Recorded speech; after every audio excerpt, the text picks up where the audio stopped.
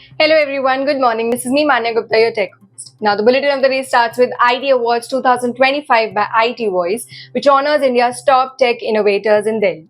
Meta adds video editing to its AI toolkit. Amazon integrates Whole Foods under new One Grocery plan. Apple explains delay in launching AI-powered Siri. HP debuts Google Beam video system at Infocom.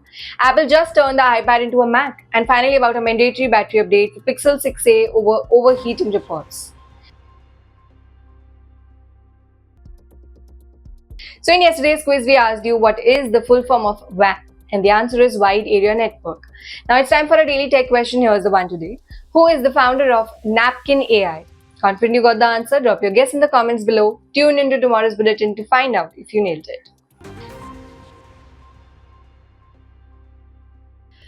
Now starting with the news, the much anticipated IT Awards 2025 hosted by IT Voice took center stage at Indian Habitat Center, New Delhi on 13th June, bringing together the brightest minds and top innovators from Indian tech ecosystem.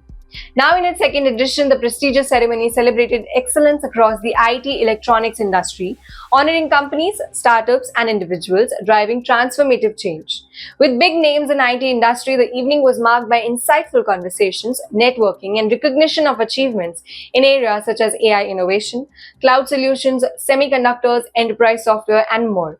The awards were presented across multiple categories, highlighting outstanding contributions in digital transformation, cybersecurity, channel partnerships, and sustainable tech. From panel discussions to the glittering award ceremony, IT Awards 2025 once again reinforced its status as one of India's most influential platforms celebrating technology leadership.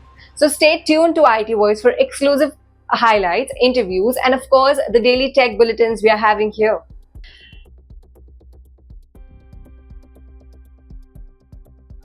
Now next we have Meta, which has expanded its AI toolkit with powerful video editing features. The new capabilities allow users to make advanced edits like removing objects, changing backgrounds, adjusting lighting and effects, all through the simple text prompts.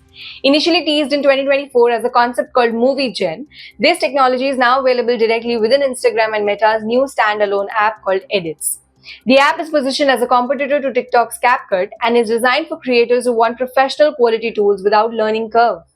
Users can now generate B-roll footage, modify visuals, and apply transitions using voice or text commands. The AI even suggests edit points based on the video's mood or theme. These tools are designed to be fast, intuitive, accessible even for users with no prior video editing experience. Meta is integrating these features across its ecosystem, including Facebook and Threads. This move not only enhances creator engagement but also positions Meta as one-stop shop for social content production. Let us move on. Amazon is restructuring its grocery business with a new initiative called One Grocery, aimed at fully integrating Whole Foods into its broader retail ecosystem. As a part of the plan, Whole Foods corporate teams will transition to Amazon systems, including pay structure, review mechanism, and performance metrics. This move is not expected to impact frontline employees. Instead, it focuses on back-end operations to eliminate redundancy, foster better collaboration between Whole Foods, Amazon Fresh, and other grocery-related divisions.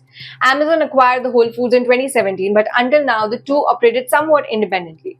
With this reorganization, Amazon plans to streamline inventory management, unify delivery systems, offer a more consistent customer experience across all its grocery platforms.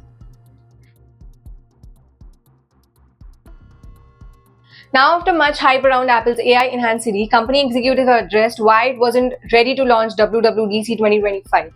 Apple Senior VP of Software stated that the AI-powered version simply was not reliable enough to meet Apple's quality standards. Apple initially developed a version that could remember past conversation and handle more complex requests. However, early testing revealed serious reliability issues, so as a result, Apple scrapped that version, started working on a more advanced architecture referred to internally as V2. The new version promises smarter interactions, better context retention, and smoother integration with apps and services. But Apple insists on thorough testing before releasing it to the public. There's no confirmed timeline for the launch, but insiders expect a rollout in 2026 or later.